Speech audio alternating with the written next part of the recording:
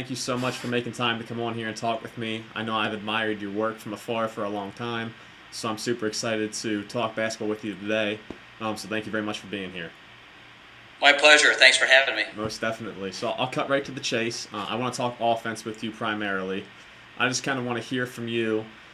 Overall, speaking from a broad sense, just describe your offensive philosophy a little bit, and then I'll start asking more specific questions after you share. Okay,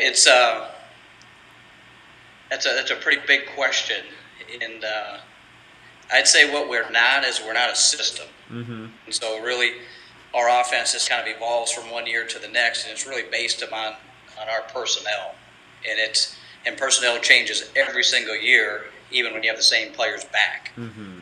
So it's it's a heavy dose of skill development, and then it's really watching to see how guys grow and where their strengths are blossoming into. And so, we just like everybody else. I mean, we want to share the ball. We want to move players. But we really play with concepts, and we just blend concepts that we like together with. And sometimes we'll do a little bit more with one team than we would another team. Right. And so it's really paying attention during that year. Okay. And then do you mind just kind of sharing what some of the concepts are that you guys used a lot maybe this past year? Yeah, last year we ended up having a unique team. We had 3 point guards that we played together, and they're all under 6 feet, and we happen to play in a league that's really big. So we were able to spread the floor and really attack it, and we probably used more ball screens this last year than we have at any other time in my career. We played against, I used to coach at the Citadel, mm-hmm.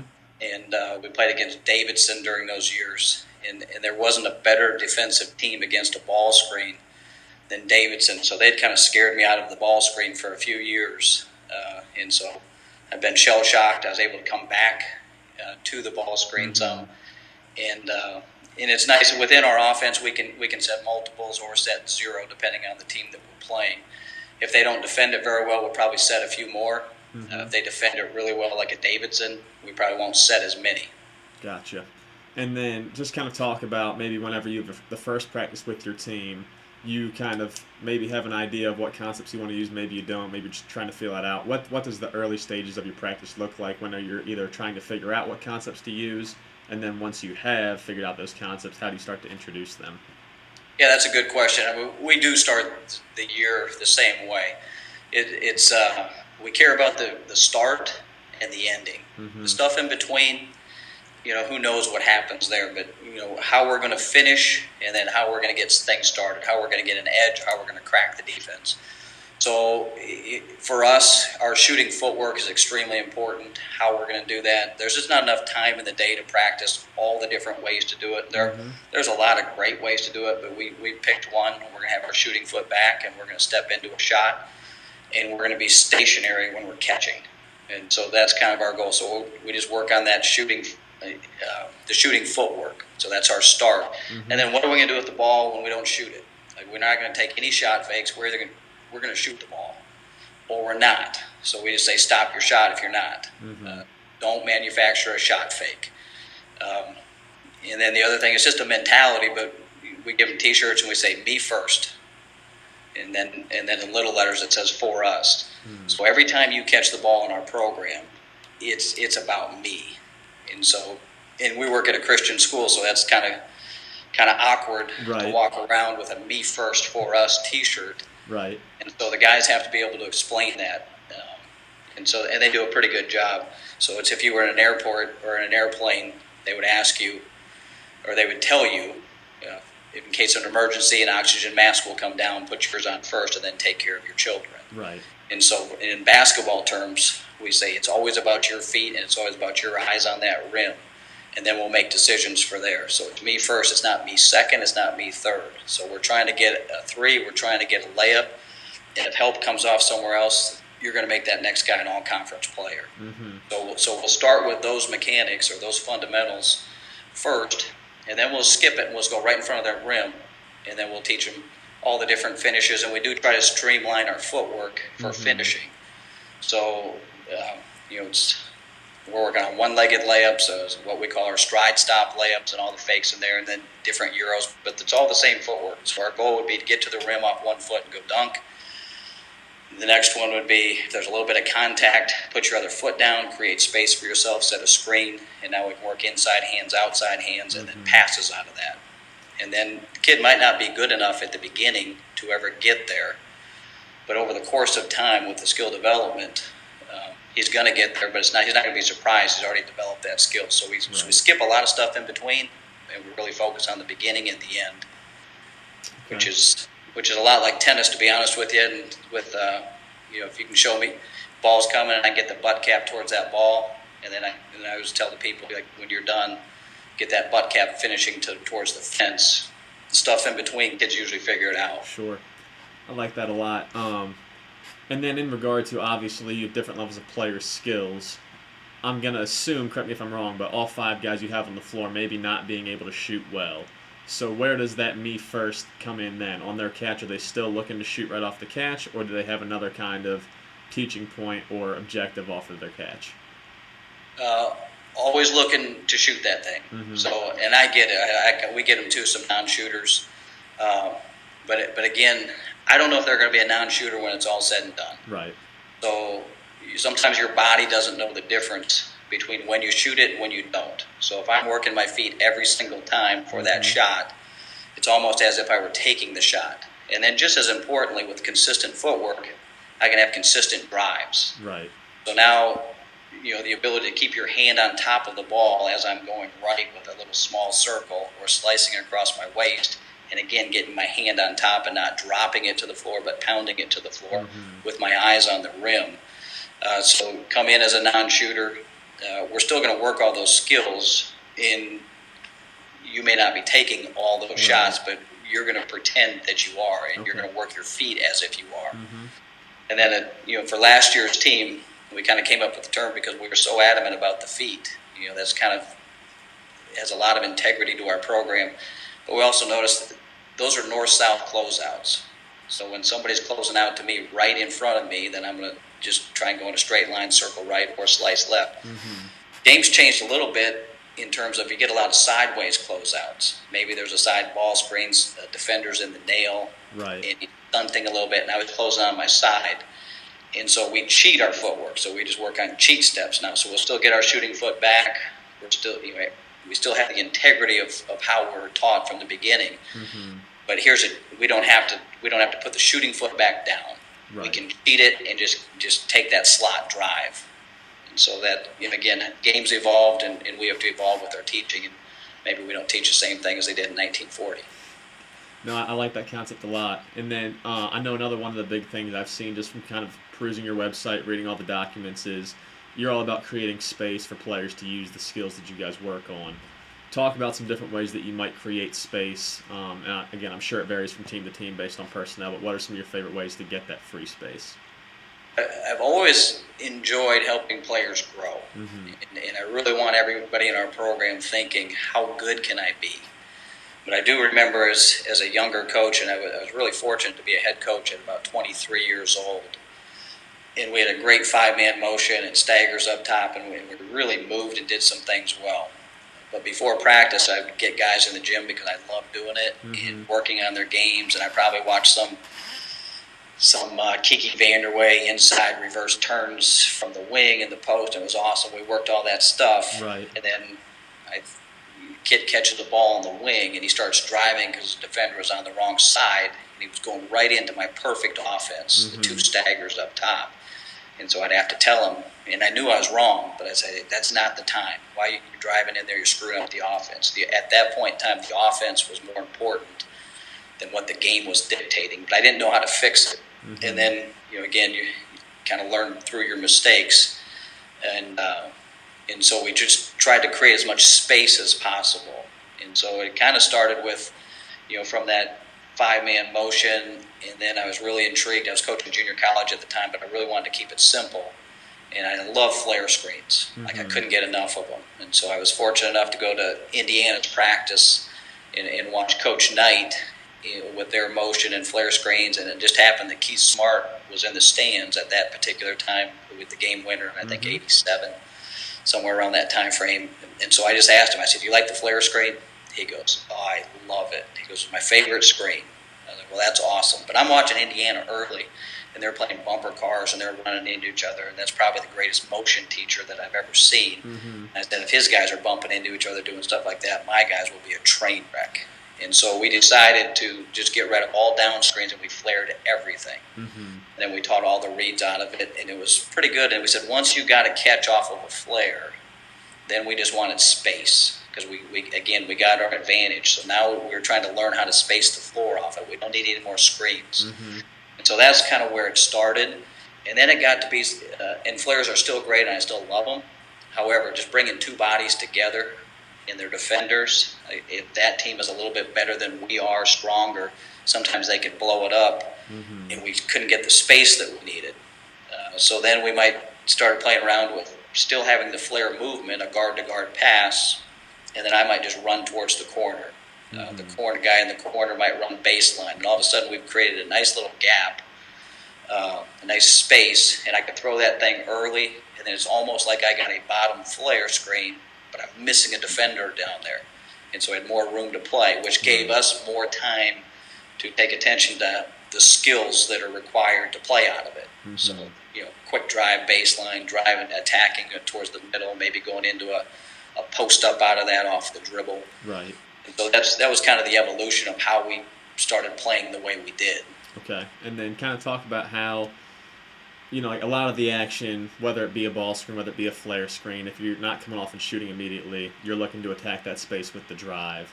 Talk about what you're doing with your inside man then, so he's not, essentially being another defender. How are you creating space with your post player in that action as well? Yeah, and it's been kind of fun coaching different levels. So Division I, that court just got so small. NBA, that court is really small. Right. And there's some rim protectors there, and our drive and space game, our post player is just reacting to the ball. We dribble at him, he circles underneath the net. But sometimes that's not enough for that big time shot blocker just sitting there waiting to pin your ball off the glass. Right. So we've done a few different things just to be able to occupy that center and get him involved. And again, it kind of depends on that center's skills. But our driving game, but we really want to attack the rim. We want to be straight line drivers. We want to do all the stuff that good coaches teach. But at the same time, I understand that there's going to be some players that can't drive, but they can do some other things that I need them on the floor. And we need to wait for them to develop that skill, but we want to take advantage of what they have at this current time. So we try to put in a bunch of protection plans for them. Right.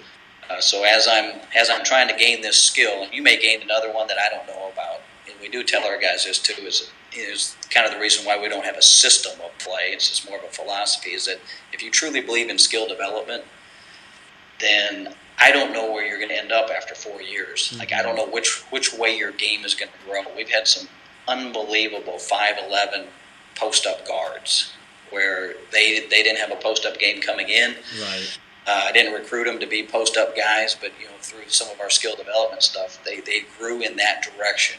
And so again, we want to play towards their strengths, but I don't know which way you're going to grow. So sometimes it's easier to have Noah's Ark, two point guards, two shooting guards, and have a nice little system. I just haven't been at those schools where you can just accumulate that kind of talent and that kind of depth. So we've tried to adapt it a little bit. So those protection plans for us are huge. So I can't get by you and I'm going to bounce it out. So it might be at the top, and instead of you making a fan cut to a corner on that guard-to-guard pass, maybe you just cut in front of me. And again, I don't want that guy touching anybody. It's not an illegal screen. It's not a brush screen. All I want is space, 0 to 60 to get to the other corner. The other corner is just going to sit and wait and probably smile, have his shooting foot back stationary. And if they come off, we're throwing it on the run. But I might not be good enough to get by you, and that's okay. And if that happens, I'll just bounce it out.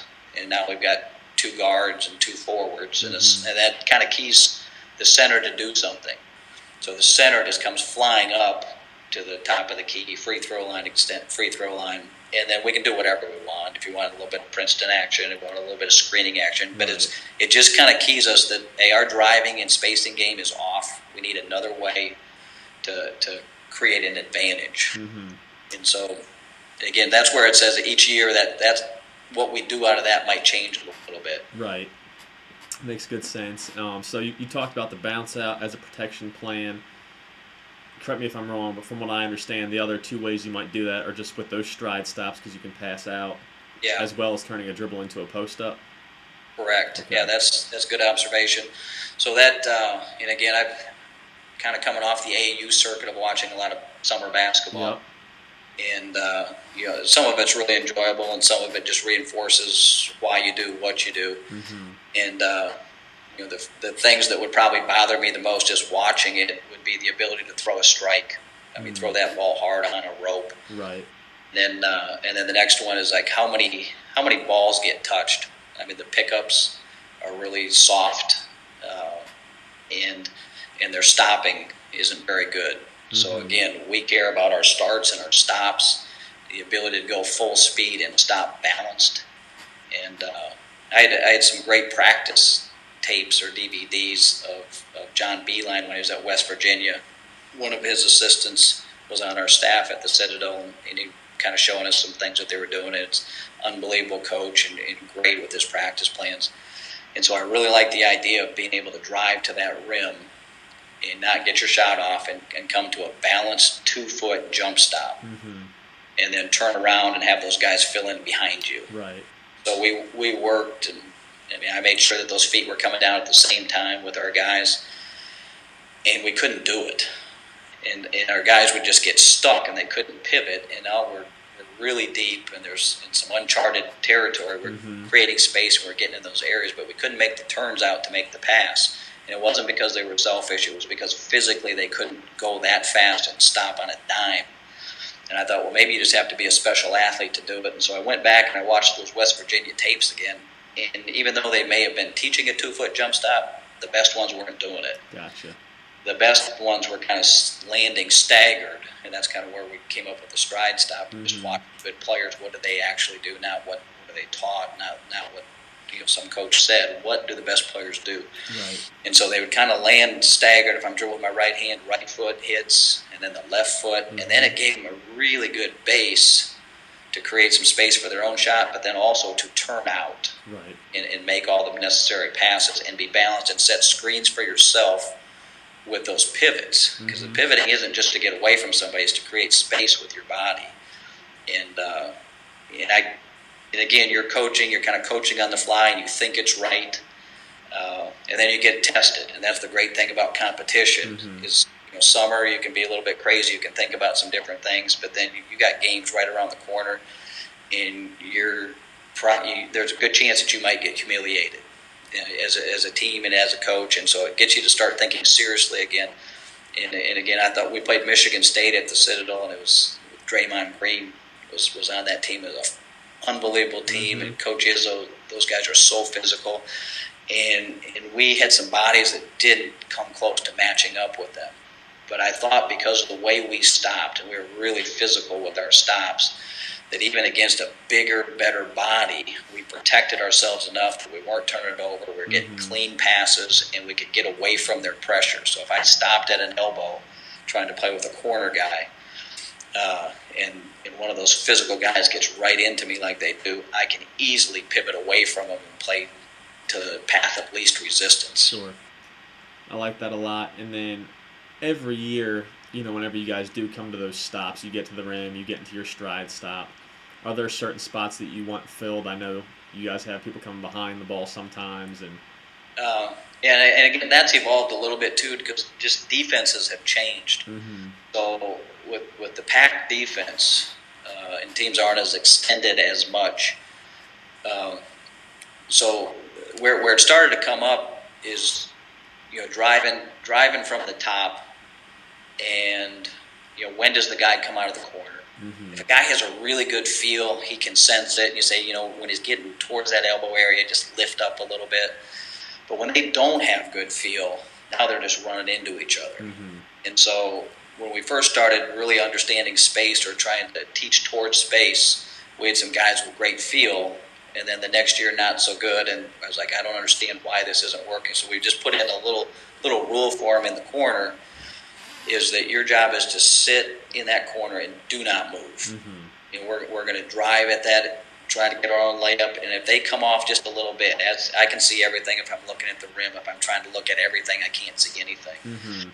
But as I'm driving into that elbow, right before it, I'll just throw that thing on the run so that you can get your shot or stop your shot and attack it. Now, Right. if I stop at that elbow because I couldn't get by my guy, and I'll just set a little screen right there, that's the ball talking to you and telling you, I need help. Like in the beginning, I didn't need any help, I needed space. Mm-hmm. And if I stop at that elbow with that stride stop, we're talking to each other, I need help, and you can either go back door or you can fill straight up. And so you're sprinting straight up to get stationary behind the ball. Mm-hmm. And so just that little concept there just took the pressure and tension and thinking out of the game. And anytime we can do that, that allows them to play more free. Mm-hmm. So they don't move unless I stop. And if I stop, you sprint up there or go back door. You're trying to get open. It's a get open drill, basically. Right. And the same thing holds true coming out of the wing. Mm-hmm. So if I'm coming out of the wing, driving, let's say middle, I've got a high guard spot filled, weak side, he just sits. And so I will throw that thing on the run, and that's where I said the defenses have changed a little bit, so they're kind of they're sunken in, they're trying to keep you from getting into the paint. Mm-hmm. Why would I want to move somebody behind me and crowd that thing? Right. I would rather quick pitch that thing to a high guard spot, and now all of a sudden we come back to that cheat step. Mm-hmm. Whereas if I quick pitch it, and now the guy's got a sideways closeout instead of a vertical closeout, Right. and it might be a good spot to go right down that lane line, if that makes sense. Absolutely. And then kind of talk about the spacing for the man. Let's say he's driving middle from the wing. He makes that quick pitch. He is then headed where for you guys? He can't obviously stay because he's taking away space. So where do you send him? Yeah, and it's our general rule would be if we pass it on the run, we're going to stay on the run. Mm-hmm. Anytime we get legitimate penetration, we want to penetrate pitch and post, and that gives us our guards a great chance to Right. to get guard post ups from that wing like that. When we throw it on the run, and I have pretty good penetration, his guys, I will just continue going out towards that corner that I'm facing. Mm-hmm. Again, I threw it on the run, I stay on the run. In theory, if we got into the foul line, you're in that middle area and we stopped in a stride stop, which we don't do that often, Mm-hmm. that guy that's on the weak side guard spot would fill behind me because now I need his help. Right. Before I needed his space. And then what are some ways that you guys in practice work on that decision for when do I need help, when do I need space? How much of it's done with no defense and then maybe with a guided defender, maybe even completely live? What does that look like for you guys? Yeah, there probably is a little bit of a progression to that now that I think about it, because we'll always start 1-on-0 Mm-hmm. without a lot of pressure. And then and just scoring. So like the progression of my thoughts is important. Me first for us. Mm-hmm. Me first, my shot first. So we're working on shooting footwork, and then that's taken away. Where does the ball go once I stop my shot? We like that tuck to go right into the hip, and then all of our explosion, being able to get your hand on top of the ball, going right or left. Mm-hmm. So once we've done that 1-on-0, I might put a defender right on the offensive player's hip, and they're working it from the elbow, and they've already stopped their shot, and they've already got the ball tucked, and now we're just working with an advantage to the offense. Mm-hmm. And go from there. So like once we've learned that it is about me, it's about me trying to score until it's not, then we'll stick another guy out there maybe in the corner and drive it and throw some quick pitches, which is not as easy as you think. I mean, Right. to be able to throw that thing on time, on target, and kind of where they should be throwing it and when, without defense. And then we'll stick a coach out there and make it some reads, and then we just keep on building that way until we get to a 4-on-4 situation where they're making multiple reads, and then a little bit of 5-on-5. Gotcha. And then, year to year, I know you're saying the concepts are different with what you guys use. How many concepts would you say that you use in a given year? Maybe it depends on personnel. And then how often are you in a game maybe having to call a concept to start offense and get an advantage? Or does the ball kind of talk and you just kind of go with what happens? Yeah, the ball kind of talks and we go with what happens. So our core offense, we could run that silent. Mm-hmm. There's no talking involved. And again, we're just we know how to play with the guy next to us, is I guess what we're trying to say, or create space for the guy next to us. Now, and we'll run some sets, Mm-hmm. and we can be as crazy as we want with sets, but we're not screwing up with core. We're not adding Right. A bunch of different options with that. We want that thing to be simple. We want our players to be free, and so that they can play fast.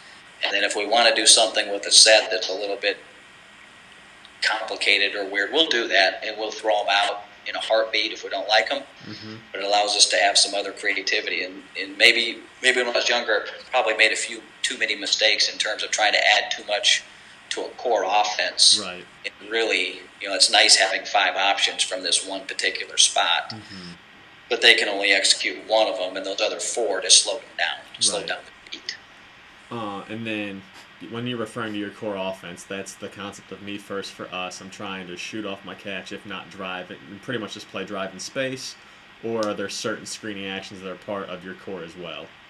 Yeah, and again, bouncing out or lifting tells everybody that we can no longer drive. So if you watch some of our possessions, sometimes it might look like a lot of drive in space, depending Mm-hmm. on the team, and then other times, there's a lot of screening and a lot of cutting that's involved. And I think it's important for us to have both of them. Mm-hmm. As opposed to just being a one-trick pony where we're going to bounce out and then we're going to re-attack, and we're going to keep on re-attacking and play a lot of east-west. And I don't really enjoy that basketball, and it's only good if you're better than they are, is what I've found. And so the bounce out and the lifting up, and even a stride stop where the corner fills up, brings our center. That tells our center just to flash into the high post or into the elbow. You can do whatever you want out of that elbow series and corner series, which is kind of fun. But it gives you another way, another thing for the defense to be worried about or have to defend. Mm-hmm. And again, who you playing against, and if it's a higher level team, we're just not going to be able to beat you off the dribble. Right. And so I wanted to have some multiple options there, but not have to think a lot. Right. And so, last year we started out and there was we bounced out, we throw guard, and a lot of times we like to get that thing reversed to a forward. Mm-hmm. And then the center's up there, and so we could use them as a little chin screen, and then we could flare him, the top guy after that, and get some action like that. But so a little bit of Princeton movement, because that stuff is so much fun. Mm-hmm. But it's a little bit like being involved with the mafia. Once you're in, it's hard to get out. And so, in our philosophy is that once we have a team moving, once they're on skates, we want to keep them on skates. We don't. All we need is space. We don't need any more help with bringing another guy to the mix. And then once we've lost that, then we got to find another way quickly without looking over at me or the coaching staff to bail you out. Like, there's enough bailouts there that we can use. Absolutely. No, great stuff right there. I know you've coached obviously at multiple schools over your career. How much of your current philosophy is a result of people that you've worked for in the past, and then who are some of the biggest influences on how you think offensively? Yeah, I've been fortunate to have some really good friends in this profession and work with some great people. So one of my first ones, I actually played tennis in college. I was a basketball guy and picked up tennis late. And so probably not the best thing for your basketball coaching career not to play, but it worked out fine. But I was a junior college assistant coach for a guy named Randy Nesbitt, who was a Division I coach, and he happened to coach at the Citadel. And just a great mind. And then developed friends along the way. Jimmy Tillett at Sanford, another great offensive mind. Lenny Acuff at Alabama Huntsville. In fact, I was just with those guys last week. Awesome. Seems like for the last 20 years we'd get together and just talk about our teams. And it's fun talking to like-minded guys that know your stuff inside and out. It's kind of like a peer review of how we can do stuff better. That would be one. And then, again, as a junior college coach and a Division II coach, you had access to other programs. And so I always enjoyed going to watch other practices. So, Indiana with Coach Knight for 4 days, Coach Bennett at Wisconsin. And then when I was in the South, I got a chance. Davidson wasn't too far away, so Coach McKillop used to sneak over there and watch his practices. And I remember driving home, it was probably about an hour and a half away, just thinking that I can never be that guy. That's about as good of a practice as I've ever seen, and just feeling not worthy to have the position of coach. But I couldn't get enough of it. It was very, very nice to me to be able to let me in and watch And then if you get a Division I job, you don't have access anymore. Right. And so that's probably the most disappointing. It's great. All levels have been great, but probably the most disappointing part is that your access to other programs just isn't nearly as good. Mm-hmm. Makes very good sense. And then, what are some things you're doing now? You're at Bethel. Are you still doing a lot of going out and meeting new people, watching new practices, or do you kind of have one or two sources that you go to learn from primarily? Yeah, well, it's just those friends that I've had over the last 20 plus years. Mm-hmm. In fact, I was out in D.C. and there's a really good high school coach there, Brian Metris at Lake Braddock High School, and we've been friends for a long time. And then I was in Alabama with my Alabama coaching mm-hmm. group. And again, there's like a peer review that I like to do. During the summer, I like to open everything up every year and say, is there something out there that's better than what we're doing? And really try to be honest in that. I mean, there's a million ways to play, and there's a lot of ways to win. Mm-hmm. So I respect them all, but I try to open up our program to that.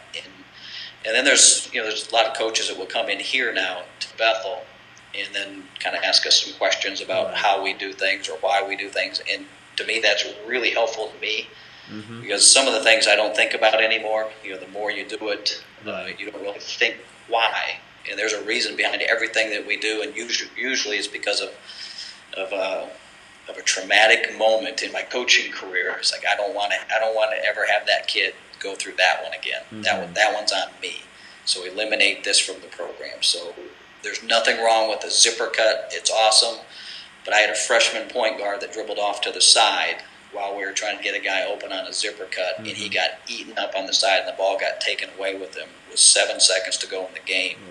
And that's on me. Right.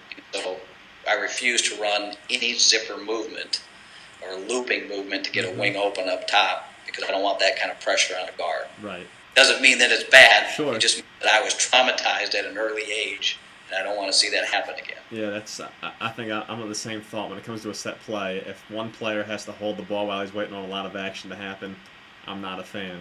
Because I've been in places where one guy gets eaten alive, and it doesn't matter what you're running off the ball if it can't get there. So, yeah.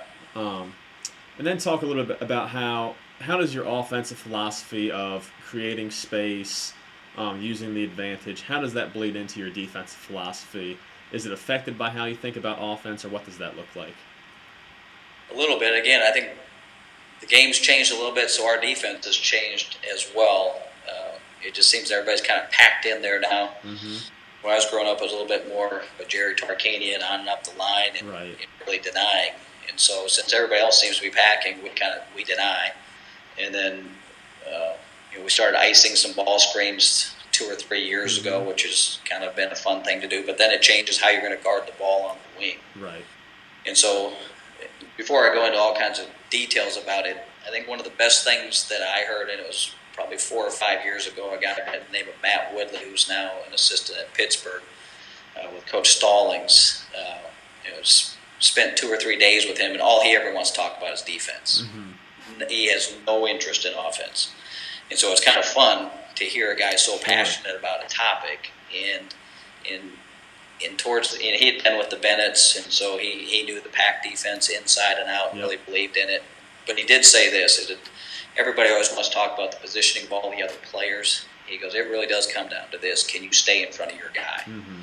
And if you are creating all kinds of help, and I know they have built-in helpers in different spots, but you're just not going to play. Right. So, and the next thing that he said kind of changed my whole mindset about defense is that there are guys out there that say, our guys just aren't good enough to play. I mean, they're just not good defenders. They're bad athletes. And he said, well, I'm going to try to clean up the language a little bit, but he said, they said, that's a con. That's not true.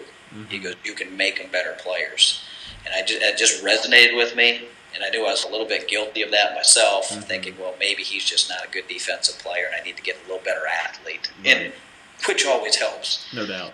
But at the same time, I said I would really like to think about the defensive side of the ball the same way that I think about an offensive side, because I really do think that we can do some things to help and protect guys grow their games. And that's kind of where we started with our habits of movement to start every practice. Mm-hmm. It's a heavy defensive emphasis, but really to help them pick up a foot, to help them turn a hip and run. Mm-hmm. Then to simplify the thing, as Matt Woodley said, is guarding the ball. And so no straight line drives, and we want to put a hand on the ball. Mm-hmm. We don't talk about a lot, or if we do, that's always the first thing we mention, and then there's something behind it. Right. But again, it's the order that we talk about things that the kids remember. So offensively, we're about as simple as you can get in terms of what we talk about and what we care about. If you screw up a play, I don't care. Mm-hmm. I want to run every play right, don't get me wrong. Right. However, I know what's going to win a game, and I know what's the most important thing, and I want to be faithful to the stuff that really matters. Mm-hmm. I like that a lot. And then just talk about maybe defensively. You want to guard the ball. Is there a certain spot you're trying to send it, force it? Do you want to keep it out of the middle because so much of your offense is based on penetration, or what does that look like? Yeah, we would like that ball to go down Mm-hmm. more than anything else, but you can't get beat on a straight line drive. And then we'll deny wings, but we won't deny the top. Right. And we don't deny the top anymore just because of the ball strength. Right. Because we need a guy in that nail position. I thought that's kind of hard to be out there denying the top and then getting back. The spread of denying a wing doesn't really bother me that much. Mm-hmm. I mean, we'll still stunt a little bit. I know the whole pack philosophy, but even the pack guys aren't coming off corner threes. Right. Absolutely. And so if we're not coming off of corner threes, why wouldn't we deny a wing? Right. And if teams are just accustomed to starting an offense guard to forward without much thought, in order for them to get into their pattern or their emotion, why wouldn't we disrupt that a little bit? Sure. Absolutely. And then just talk about, how do you structure your practices? You had mentioned that you do a lot of skill development. You had mentioned that you always have the habits of movement to start, which is defensively focused. Do you spend a lot of time following the same structure, and there's certain checkpoints that it's like, we're going to do this for 30 minutes a day no matter what? Or does it kind of ebb and flow based on how your season's going, whether you're winning, losing, struggling with certain things? We always start it in the same basic way, and that habits of movement segment or warm up is it's designed for you to feel like an NBA superstar. You are not going to be embarrassed. You're not going to screw it up unless you come in with a bad attitude, which we just don't. We just have guys for the most part. So that first 12 to 15 minutes, guys are just feeling good about their movement. And then from there, we're going straight into some sort of, we're probably running just a little bit with some up-court passing type stuff, some fast break or transition, or just an up-court passing drill, just to make sure the legs, we've really got them going. And then a stationary shooting drill. We've got a bunch that we'll choose from that go with our offense. But it pretty much stays the same, even though we may be doing different things, but the concepts are all the same. Right. I tell recruits this, and I honestly believe this. I mean, we recruit guys that love the game. They love basketball for the most part. And now they're coming in here, and my job and our job as coaches, I would think, is when they're done, they should love it even more. So we don't practice. I mean, 2 hours is probably our max that we would go, and we go pretty fast, from one thing to the next. And I want them looking forward to it. I mean, I want it to be an enjoyable part of their day, and it doesn't mean that we won't get on them for doing, having the proper footwork and those kinds of things. Right. But it's important to me that they still love the game when they're done, and I'm a part of it, and they are too. And it's kind of neat how that thing grows. Absolutely. And then talk about maybe when you guys do get into certain things in practice, what makes it fun? Is it that they see themselves getting better? Is it that they have a chance to compete? What about your practices is enjoyable and makes them want to keep coming back? Yeah, I would say both of those things are important, and the end of the bench matters. And we try to explain to them it's not your playing time is me. Like, I am making that choice. You have no control over that. I may just want this guy for this game. I may think that he is better than you are at this position. You may not agree with me, but it's you can't control it. But you can control if you're getting better or not. Mm-hmm. And then I'm part of that is that although my eyes may be more focused on those top 8 or those top 9, but when we're watching practice film at night, boy, I got to pay attention. Mm-hmm. And if there's something there that I can help, number 15, if you number guys where they're going in, I need to let them know. And then we have a couple shooting drills that we do that really matter to us, and we don't keep stats on a lot of stuff, but we do on the shooting drill. And see those guys compete, and again, not playing, doesn't have a chance, but he sees himself getting better, and he's being recognized for it, and not in an authentic way, not in I'm just trying to keep you happy. It's worked out pretty well that way. So it's that feeling that we want that feeling for everybody in our program. We want it for our coaching staff. The feeling of how good can I get? Mm-hmm. And sometimes it's a shame, because that kid is getting to be so good, but he's playing behind an all-conference guard, and there's just not enough minutes there. That's not his fault. Like, his job is how good can I be? And when we have that feeling, like, we can work really hard, and we can work for a long time, and we can find other ways to make the team better. Right. So it's not dissolving into a mascot. Sure. Of the program. It's not. No, you're still part of this thing, and it's still. And you never know. Like, you don't know the end of the story. So stop trying to write it. Right. Let's see. Let's let this thing grow and see what happens. Mm-hmm. I like that a lot. And then, where does winning come into the conversation? I know you've talked a lot about you want players to get better, you want players to enjoy it. Do you talk about winning a lot, or do you see winning as just a byproduct of you guys doing the right things and you're more focused on the process? What does that look like for your program? We want to win every single thing that we do. Mm-hmm. We're obsessed about winning, and we never talk about it.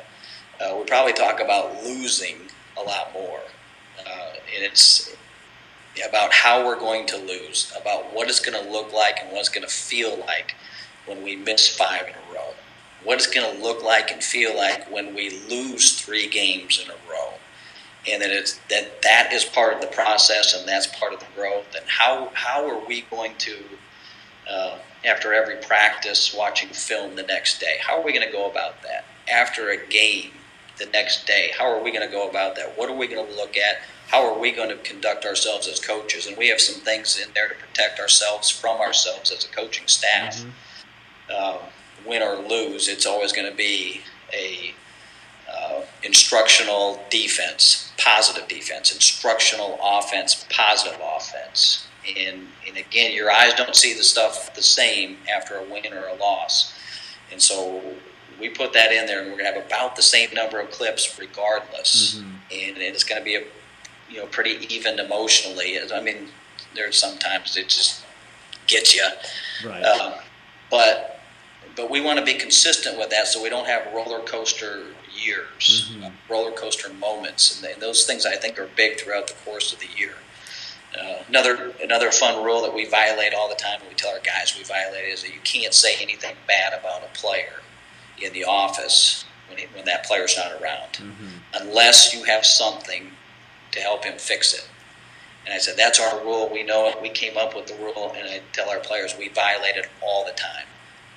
And I know how players are too. So you guys are probably doing the same thing. You want to do the right thing, but it's really easy to do that. So we're fighting human nature on a lot of this stuff. So winning is important, but I mean, seriously, we don't talk about it. We talk more about the losses and how to conduct ourselves. Mm-hmm. How we're going to do with our handshake line. We're going to look you in the eye. Right. And say great game, and then we come back in the locker room and be babies, because we are. And then we got to get it turned around for that next practice. Yep. But there's a little grieving time after any time you've invested into something mm-hmm. that you deemed to be important, and it didn't go your way. Of course, you're not going to. But we just don't want to point fingers. Absolutely. And then while we're talking about losing, I know this isn't the question I gave you ahead of time, so I apologize for springing it on you. But when you go back and think about the year that you just had, what are the things that you found get you beat? Yeah, this is a strange year. I mean, we did have a good year, mm-hmm. But I don't know how it happened. I went the first 3 games, and I just forgot to look at the box scores. And I said, I wonder if I'd go the whole year and not look at a stat.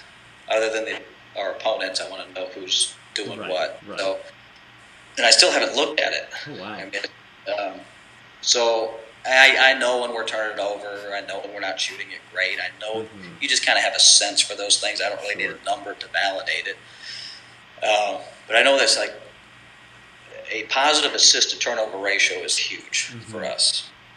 Taking the right shots for us is huge, whether they go in or not. Sometimes it's just the night, but are we taking the right shot? And sometimes we want to show film and it doesn't go our way. The ball did not go through the net. That's a great possession, and it's about the odds. Right. And we just keep playing the percentages. This is good. And so we don't see the result for this one, but we will if we stay with this. Defensively for this particular team, because we're so small, keeping guys away from the basket and getting some steals, we're pretty good at getting out there in the lanes. And so, what was the question again? What things got you beat?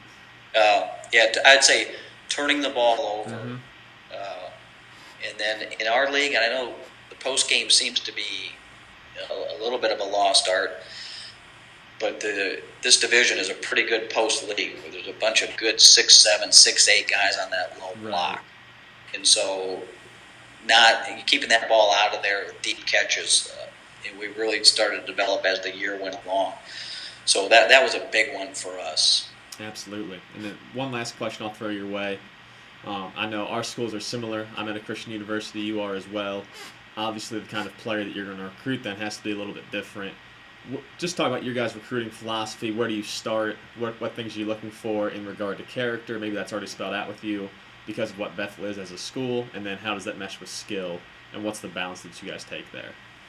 Yeah, first of all, we want to find the best possible players. So that's what's going to catch our eye first is talent and the ability to play. And then you start watching how does he talk to his coach and all those character pieces. And then there's one more that you could throw in there too, because this is a real faith school. So it's not a catalog one; it's the real deal. Right. But it's not a strangling one. But it still can be a little bit different from what some kids might be used to.